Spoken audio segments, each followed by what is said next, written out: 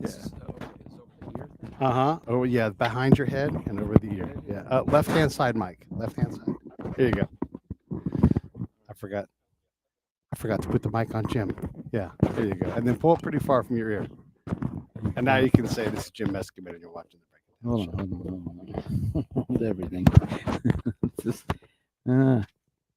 cord and everything. All right. Yeah, right. Does this look all right? Yeah, you look good. You look Yeah. like $1,000,000. And a cord. All right. Yeah. Tell me what to say again. Hey, this is Jim Meskimen and you're watching the Break It Down Show. This is Jim Meskimen, and you're watching the Break It Down Show. How would one of your favorite impressions say this? This is Jim Meskimen, and you're watching the Break It Down Show. Oh, break it down! Don't break it down around me. We were talking didn't off. sign a disclaimer. We were talking off mic, and Harlan's here, and he was telling some funny stories about being mistaken for somebody because that happens in this. Like you see someone, you're like, that's somebody. I had frozen yogurt one time with not a Reese Witherspoon, but very pretty blonde girl, very and I'm like, oh, that's almost she must be. And then you try to think, who could this be? And really, you could be so many things. It's possible to be incredibly famous, especially these days, not just here in LA, Hollywood area, but like on TikTok, where nobody else knows who you are. We were talking about this today.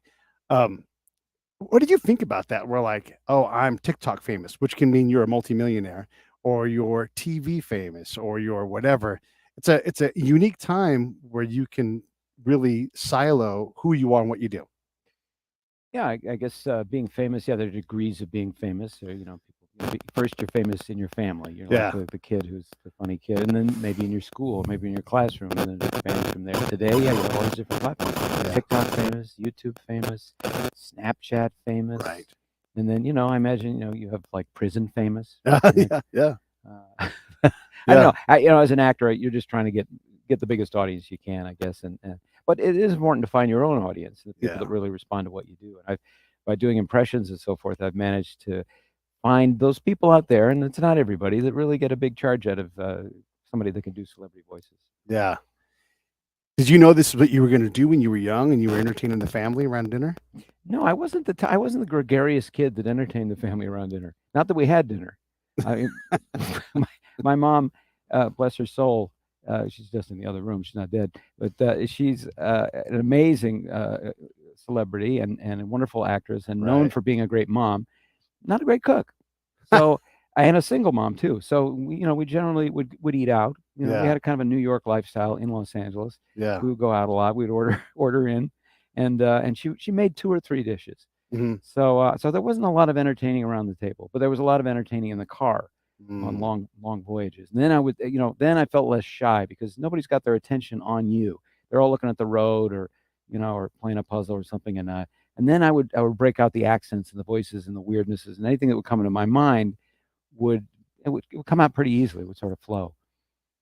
The work that you do, and now in Hollywood, you can. We were talking about this too. You can remotely try out for a part. Mhm. You can actually perform the part. Wherever you want. It could be in Cabo. You're like, I'm going to do some work today and go. Do voices. Do you prefer that kind of work, or do you want to be in front of the camera? I do like being in front of the camera. I like it as a group activity. That's why I got into acting, really, is that I like the social aspect of creating art with other people, with groups of people. And there's something marvelous about, working with another actor or other actors on a scene that has, a lot of interesting parts and Mhm. emotions and changes, and, people affect one another. And um, that being said, mainly I make my living in my own booth at home as Colonel Sanders, doing my KFC voiceovers for the commercials. You might be aware that there's this brand called KFC, and they've been selling chicken for quite some time.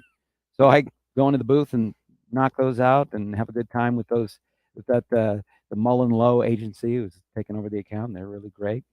And I do animation and video games and stuff like that too, kind of isolated. And I miss the days really when we all gathered in a room, or in a yurt and recorded these things. Sometimes in the wilderness, sometimes by the howl of wolves. It's funny you say yurt because I don't know if you recall, but I record out of my backyard in a bell tent, which looks like a yurt. If you're, That's exactly what I was alluding to. Thank you for picking up on yeah, that. yeah. Uh, the activity of working with a group and we're post pandemic, but for a lot of folks, there's still significant, whether it's just part of who they are and they like to be afraid of things, or they're people like, hey, I have existing medical conditions. I'm gonna have to always look out for myself Ah, now, right? yeah, Like I'm a diabetic or whatever it's going to be. yeah, How is that impacting how you guys perform your job? yeah. I've lived a diabetic. I'll die a diabetic. Um, that didn't come out right. You're talking about the protocols Yeah, and keeping yeah, yeah, oneself right. safe. Life on Earth has never been completely safe. You could always run into anybody anywhere and catch some bizarre disease that no one's Hmm. heard of or that everybody's heard of.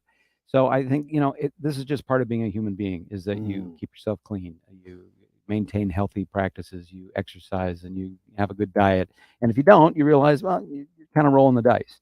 So fine, plenty of people are confident and comfortable with rolling the dice. I'm less so, especially as I get older. I right. realize I have a shelf life, although my mom is gonna be 94, and that's pretty good. Yeah. That's good genes, but still, you don't wanna be 94 and be a wreck either. So, I think, I've been on shoots these days which are very sensitive to the protocols, which are all masked up and, sanitized and maintain your distance and all that, and then I've been on other ones that have been like pandemic, what pandemic? So, Hmm. uh, it's up to me, and it's up to all individual performers and people to just figure out, well, how do I feel about this? How do I want to manage this so that the as few people as possible are negatively influenced? Everybody should go over to your TikTok. You do videos constantly all the time, or Hmm. YouTube. That's the reason why I watch you. But the stuff you do is just hilarious. Like these, you have like the fortune cookies, Mm. and then you spin the wheel and you do an impression, that kind of thing. You were talking about pacing, and sometimes you're talking about acting elements. And this is just a very recent video you put up, and you're a professional, so you've got to come prepared to do the job in the way you think you need to do it. And then the director's like, "Hey, around here, real fast, Yeah, right?" yeah, So exactly. talk a little bit about that, like the demands, because like be on time, bring the truth, be prepared, all these things, right? These are the classic things. But being prepared for that is different than like what you actually prepare for. Yeah, exactly. I mean, I've done two separate projects recently. One of them was Gaslit with Sean Penn and Julia Roberts. And the first day I worked on it with Sean, Uh, the director, Matt Ross, was terrific, and we had a little scene out putting on a putting green at a country club, which was supposed to be DC area and Mhm. was Simi Valley, and we got to play that scene at its own pace. I mean, we were putting, we were talking, he was thinking, he was smoking a cigar. We had it just was very elastic in that Mhm. way, and the director was like, "Take your time, find the moments, do whatever you want to do," and it all cuts together beautifully. It looks very natural, and that's a drama, and it's a particular kind of drama. Then I worked recently on what is basically a kind of a sitcom, Yeah. and there it's like there is just no space for air or thinking. It's just all got to come out fast. And I've worked on lots of them like that. And as an actor, you want to kind of massage things, and particularly if you're a guest star, you've got these little moments and not many speeches to make, and you want to take a beat and have a reaction or something like that, just no time for it. So, I've been in the business long enough that I realize, okay, it's like a different language. Yeah. It's a different genre entirely, and it's obviously a lot more comfortable to do things that can breathe a little bit. Yeah. You have to also be prepared to talk unnaturally quickly Mhm. for a part. As the audience doesn't notice it particularly, they're just there to be entertained. And if it goes pocket to pocket, they're just fine on it. And you don't want to be a drain on the production Right. or put the brakes on the show. Although I must say, I do like to take a little more time. But you were talking 2 seconds. You really feel that 2 seconds difference? Yeah, I mean, if you have like in a short scene, I don't know, a scene that's maybe 40 seconds long, and or I don't know, maybe it was a bit longer than that, and they want you to take your part, which Mhm. is just one of several parts, and condense it even more. And we're not talking about a whole lot of time. We're not like talking about trimming down 10 seconds. Mhm. We're talking about just don't take a breath here and just put these things together and don't go and it's like shh, just squeeze it together a little bit. Yeah. And uh, that's just the art of it, and the director, that's his say, and Right. he determines the pace of the show. The show has a particular kind of flavor, and you have to. That's why it's good if you're an actor and you don't know the show. You better get acquainted with it and see. Gee, how fast are they talking? What is the style here? Are people being very presentational and talking like this, or are they more kind of like this and barely talking at all? You really want to notice those flavors. Yeah. I was watching the new Quantum Leap, Mm. and I used to watch Quantum Leap back in the olden times, and I was like, "Gosh, this is it's too." What am I going to say here? And I don't want to look. It's incredible what they do. It's impossible, and it's wonderful. I love it. They're trying to do this, but it was very unsurprising. It was just very much a formula, Oh yeah. as if they haven't. And I don't know if I'm able to nail down what I wasn't liking, but I'm like, nothing in this. It's like watching a Scooby Doo episode. I know exactly what to expect. Here comes the turn, and my girlfriend's calling out the screenwriters and what they're doing, and we don't watch that much TV, right? But we've seen enough that maybe it was just too on the nose. Is that what we're going to say? But help me understand, like, what am I feeling about this show? Where I was like, gosh, I just don't need to watch another episode because I've already given up on that show 30 years ago. Wow. Well, that sounds like a very particular kind of thing you've got with that particular show. Yeah. I don't want to dive into that. And it's also a show that I've auditioned for, and Yeah. I dearly love to be on. Yeah. But I will say that television and any art form has a rhythm, like music. So a musical piece, we like it to have variety. We like it to be not completely predictable, but we do want to follow along with it. Mhm. And we like to experience a turn that we didn't expect, Mm. but not so jarring that we're like, okay, hold on, Mhm, I thought this was a Western thing. And oh no, it's a submarine adventure. It's like, oh no, it's a soap Yeah. opera.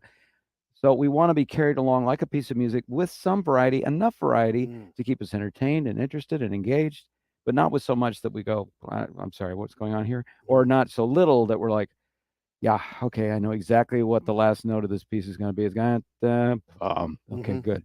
I knew that 15 minutes ago. Right. And to be fair to those guys, this is the first episode, so there's a lot of work to get done. To Mhm. establish everything. Let's not go into your feud with Quantum Leap. I just No, I'm don't not think, mad at him. I'm yeah, not mad at him. I'm just saying, it's kind of famous. you do have the Everybody at the expectations. yurt is talking about it. Right. You have expectations though of things when you know a show from the past, and so you're like, Mm. and now are they able to meet up to it? And then I need to give them another chance because Give 'em another the chance. story is just beginning, right? So, Mhm. but let's not talk bad about Quantum Leap anymore. I 'Cause felt that way really- about the British Office when I loved the British Yeah. Office, and then when they were I actually auditioned for the American Office. It didn't obviously go anywhere, but when I watched the American Office, it was in the very first episodes, it was just a kind of it was almost like they took the Office scripts from England, put some American references in it, and tried to perform it, but without the British sensibility, without the British sense of humor or acting style. And I thought, this is just too painful to watch. Now, I need to give that show another chance because obviously it did very well and Right. went way beyond Yeah. in seasons and so forth. So they had a way to find their own language and their own rhythm and pace, and definitely found their audience. It does take time. You are busy. You are working on stuff all I the am. time. I am. I In mean, you've fact, been on this show twice in a year, right? yeah, I can't believe it. You're on everything. What's going on? What's got you so hot? Yeah, I've just been booking things really well. So I've got a show called The Big Door Prize, which is coming out sometime this fall, I think. I haven't got the exact date, on Apple TV, and that stars the wonderful Chris O'Dowd, who is such a charming young Irish actor who I love so much from watching him on the IT Crowd and other things like Bridesmaids. And then I was just did an episode. I'm recurring on American Auto, which is an NBC great. comedy. I just did FBI Most Wanted, Mhm. where I played, the criminal du jour. That's not his name. That's just sort of the position. And it's the master criminal du jour. He's here. He's here a day early. And gosh, I've got an episode of Hunters coming out, the Al Mhm. Pacino Nazi hunting show. And Welcome to Chippendales. I play Phil Donahue on Welcome to Chippendales. Yeah. So that's going to be, since I wish I had my glasses on, that's going to be an interesting show. Are your impressions half physical, half vocal? Or The how 2/3 physical, 1/8 mental, and Uh-huh. and 6% belong to the state of California. Uh-huh. And it's a very complicated math. Yeah. No, I just try to become that person. I Yeah. just try to, whenever possible, just embody that fellow, like Patrick Stewart, for example. When you become, ever so briefly, Patrick Stewart, it's really necessary to change the way that you hold yourself, your shoulders, your hands become more expressive. Your eyebrows, of course, really get to work, and all your hair falls out. So it's really a win-win. Yeah. But when you do Jiminy Cricket, it's more about the voice, or is there Well, physicality? there's a physicality there too, because if you remember, he had a little umbrella. He used to jump from place to place, and he had a real positive message, which he imparted with a lot of physicality. Yeah. I was lucky to do one of the preliminary passes of the new Pinocchio film with Bob Zemeckis, where I portrayed Jiminy Cricket and laid down his whole part Yeah. physically. They Right. recorded me on video doing it, and it was such a pleasure to embody that character and to meet Bob Zemeckis, who's one of my favorite directors of all Right. time. Right. Who do you want to work with that you haven't worked with yet? I'd like to work with Bob again, actually, and actually be in the movie and not be replaced. And I'd love to work with Ron Howard again. I've worked with him on 5 films. Yeah. And gosh, who else? Oh, Matt Ross, who directed Gaslit. I know he's going to direct more things. He's a wonderful director. I really had a great time with him. And I mean, Yeah. Anybody. any great director like that we know of and revere Yeah. would be a pleasure.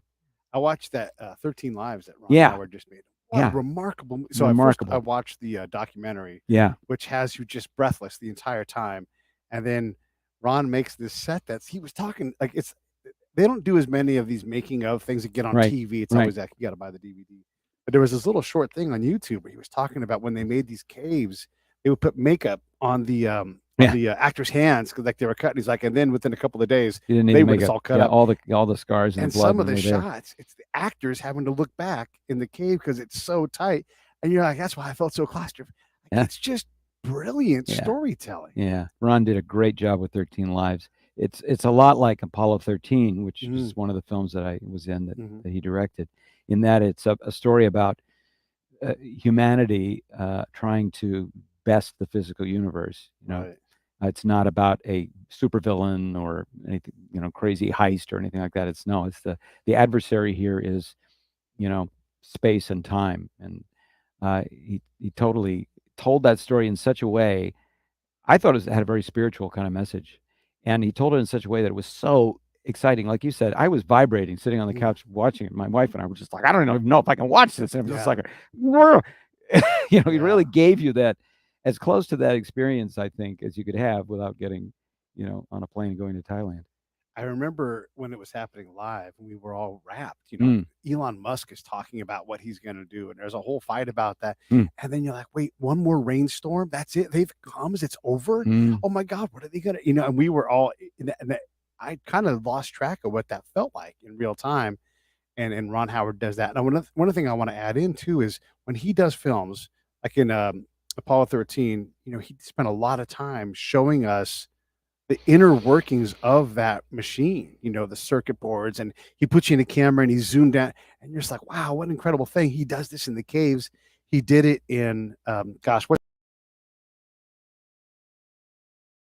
You're right. Overdrive, was that it? The one about Formula One. Yeah. And then you're in the engine and you watch it go. I can't. Oh, yeah, they put cameras all over the inside of those race cars. Yeah. Yeah. And it was just incredible how he does that. Is there anybody doing that kind of storytelling where they're like, I think there's a lot of really great filmmakers out there Yeah. doing some incredible stuff, and they're using all this new technology to Right. push the envelope. And but it depends on a good story, and it depends on a humanistic point of view, I think, and something that's truthful and interesting. And that's why you need really great actors to kind of who can experience life and kind of extrapolate something from the story and really present it in a way that an audience can have an experience. That's what we love to have. We love to watch a movie and feel like we've been somewhere or done something out of the ordinary, and it pulls us out of our own life. And sometimes it gives you a vision of your own life where you can make a new judgment about things. When you're sitting across from Julia Roberts or Sean Penn or Ron Howard, and you're working with these people, how present are you in the fact that you're actually doing that? Or like when the director's like, "Hey, you've got to go faster." Are you able to step out of that and like really be like, how do you do that character job and be a professional and not be too focused? Like, if there was a fire in the building, would they have to like tap you on the shoulder and be like, "Hey, you've got to go," or would you be like that into it? I'm pretty good at responding to smoke and fire. Okay, good. And a lot of bees coming into a space. And Yeah. No, it's the job of the actor to Right. somehow create in his own space that character and the world and that relationship. Mhm. And that's the job of it. Yeah. So that's the fun of it, and it's the challenge. and you have to. There's so much to shut out on a movie set Right. because 99% of the things there have nothing to do with the story and are a distraction. There are dozens of people walking around, moving around, looking, doing things, and you have to pretend they're not there, Yeah. and you have to pretend the camera's not there, Yeah. and you have to pretend it's a certain year and a certain time, and that you're a certain person. There's a lot that is all just pretense. It's play, and yeah, that's the fun of it, and it's the challenge of it. Jay Moore is a really good friend of mine, Mm. and he was talking about his scene across the couch from Tom Cruise. Mm. They were, I think, auditioning or practicing, whatever. And while Tom Cruise is doing this thing with him, he's giving him a direction on like where he wanted his eyes to be, Mm. And you're like, how many things can you do at once, dude? Like you can, fly helicopters Yeah. and like micro direct in a scene and be this laser beam of energy that we all buy into. Yeah, and probably it's 5 other amazing. things. Oh yeah, for sure. Right. Yeah, he's pretty remarkable. Yeah. Yeah. I've had the pleasure. I haven't worked with him, but I've met him a couple times. He's an incredible guy. Yeah, he really is incredible. So talk about some more of your upcoming projects, because you mentioned 2 of them, but there's like 10 of them. Well, let's see. There's Hunters, the Al Pacino show that is going to come out one of these days. I can't say anything about it, but I Okay. played a really fun characters. I enjoyed it very much. It's a drama as well, Yeah. but I got to shift a little bit my nationality, which is a pleasure.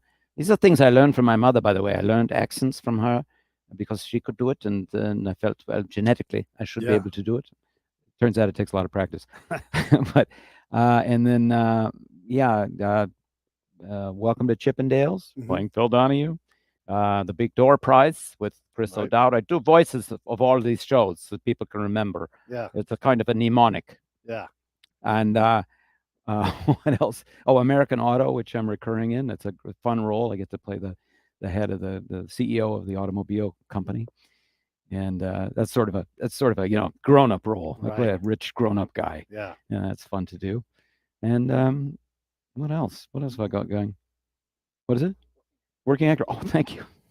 The other thing I have is I should also mention is that I have an online course in how to be a working actor, and I was approached by a company, and they said, you've been an actor for 35 years, and maybe people would be interested in knowing how you maintain that, how you keep it growing, how you start, keep it growing, and just maintain it for the long haul. I've been paying attention as I built my career. A lot of stuff I learned from my mom, a lot of stuff I learned on my own in New York and in LA. And so I've compiled it all into a series of videos that people can get at jimworkingactor.com. And I've tried to share the most important things that I still do on a daily basis to get work, to deliver well on work, and to use that all to build and keep moving forward so that I don't fizzle out. Because the challenge with actors is they promote a little bit and then they get a huge part, and then they're so wrapped up in doing that job that they forget or don't or omit or don't have time to do the other administrative things to get the next job. And so then there comes a fallow period. So they're the career of an actor is often this kind of strange pitted surface instead of being kind of one. You want one that's kind of a nice slow trajectory, which is actually kind of the way my mom's career was. And I observed that, and I combined that with some other things that I had experimented with, and I found some great ways to keep a career going. And I apply them every day myself, and I share them on this course. So the course, the link for it is right down below. You guys can get that right there. And yeah, exactly. And well, that's what that is. I wonder what that was.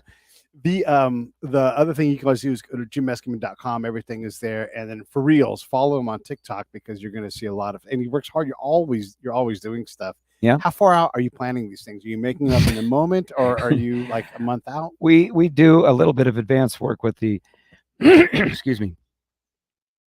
We do a little bit of advanced work with the daily celebrity fortune cookie, because we do about a couple weeks of those at a time. But like today, I just put up a couple of videos today, so it's pretty fresh. So we'll hold on to them for a day or two, but we're not that far out. It's a runaway train. Yeah. And people, I think, like the authenticity of being connected in real time too. So luckily, we have social media now that is, there's live streaming. We can do a lot of live stuff or close to live. Yeah. So And I like it. We're live right now from your mom's backyard. From That's mom's right. backyard. Wow, man, what a great backyard. Yeah. It is a great backyard. I love This is Happy Days Farm. This is Yeah. to do my Ron Howard impression. This is where Marion, this is like her a fortress of solitude. I love it. I love it. Hey, I know you're short on time, and Yep. I don't want to keep you too long. Is there anything you want to close with before we wrap this up?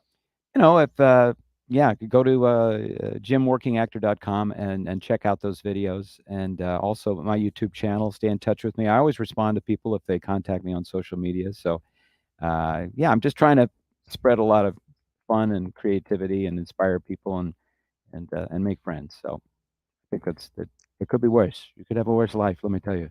Yeah, yeah, It could be worse. it's pretty sweet. I love when my friends say California doesn't have 4 seasons. I love seasons. Like, well, this season right now is perfect. Yeah, yeah. And we have a lot of This, seasons here. this So is the almost season. yes, almost. Yes, almost. Okay, well, listen, I'm going to roll this the credits here. Thanks for coming on the show. And well, we're live. We go whatever. Are we live? No, well, you want to do something or? Yeah, I mean, Sure. yeah. Sure. All right, we're going to get a little Marion Ross guest appearance. That's fantastic. Tell us about ABCs. I'm not sure what he's talking about, but the celebrity. Oh, yeah, that's right. Yeah, I saw you do that. Yeah, that's actually really good. yeah, the celebrity alphabet. That's yeah. A is for Arnold, of Austrian birth, who pumped up his ambition for all it was worth. B is for Bond, James Bond, famously played first by Sean Connery, and then Daniel Craig. C is for George Clooney, the world's handsomest man, and a fair substitute for the late Cary Grant. D is for Donald Trump. Okay, and everybody does his voice. Am I supposed to rhyme? I do fantastic rhymes. I do the best. Hilarious, incredible poetry. E is for Eastwood, great director and actor who looks like he could bite the tires off a tractor. Let's see. F is for someone who's never angry or vehement. It's reserved with respect for the great Morgan Freeman. G is for Ricky Gervais. Yeah. Oh, and here comes Mom. This is exciting. Anyway, I don't remember my alphabet very well.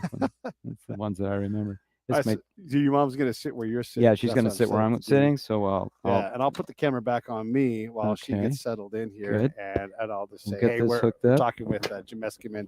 His mom is Marion Ross. And I guess if you guys don't know, Marion was the mom, Mrs. C, on Happy Days. And I know as a kid, we watched this. We actually, and this is pretty interesting, we had part of the reading program that our school had, and a lot of schools had it, was you would get the script for that week's show in advance, and you would read the script live, like in classroom and out loud. And so you would, like, someone would be the Fonz, someone would be Mrs. Cunningham, and so Happy Days for me and a lot of my peers that are my age, I'm 52. This is like, America TV, and it's a real amazing and a real treat. Marion is one of what I say. Marion's one of America's moms. We had one of the moms from the Fresh Prince on the show, and now as soon as we get the microphone on her, we're gonna have Marion Ross on the show. And how fun is that? Left side mic. There you go. Yeah. And so Hello, my darlings. This is all right. I'm gonna bring this. Okay, is that good? Yeah, you're The good. sound? You'll hear him. Yeah. Oh, Hey, how are hello. you? Hello. How long have you been sitting over there? Oh, just like 5 minutes. This is great. You This have is a great. wonderful home. I love this home. Do you I love this this? area. Yeah. Yeah. Let me see if I can get Jim in there with you. But perfect.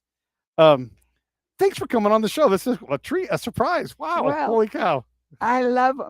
Yeah. First of all, I love Dale. Okay. So I love all you guys. Good. What are you up to these days? Oh, I'm sort of retired, Okay. but I am still doing. I'm doing all kinds of things. I'm trying to think. No, not only that, but I mean, I do all kinds of things, and shows, and so but part of me wants to quit, that, And when you're doing shows, like, are you actually voice acting, or what kind of, when you do shows, what are you doing? Well, I'm trying to think what kind of shows am I doing that I like to do so much. What? I think you're kind of retired, Ma. Well, I think I am. I think I'm retired because I'm getting to be very old. Mm, Yeah. yeah. And I think that's kind of fun. Yeah. This is Happy Days Farm out here, I love and this it. is kind of nice. Yeah. You have fake animals over there, like a concrete deer, it looked like, and a goose. Oh, I know. We do. We have these. Who gave us these wonderful deer that we have? Cement deer. Yeah. Yeah. They're not concrete. They're cement. Okay. Yeah. High scale. Yeah. Yeah. Oh, that's fantastic. What are some of your favorite memories from working in the anything you want to talk about that is interesting to you today? What current events are interesting? Well, I must say that Happy Days was a very, very happy time for me, and we were a very good group. Yeah. And the Fonz, and Ron Howard, and everybody. Yeah. So, and we had a softball team, and we traveled all over the world. We Yeah. met people everywhere, so that was fun. Yeah. We had a great time watching you as well. I mean, just watching. We had as much fun watching you guys as you guys probably had making the show, and it was such a treat. And this from all of us, from all of the time. I want to thank Well, you. where were you raised? Where were you raised? I was raised in California, but up by San Francisco. Yeah. Yeah. Okay. Yeah. Well, because I'm from Minnesota, Oh, okay. so I'm a country girl. You're a in a country way, girl. Yeah.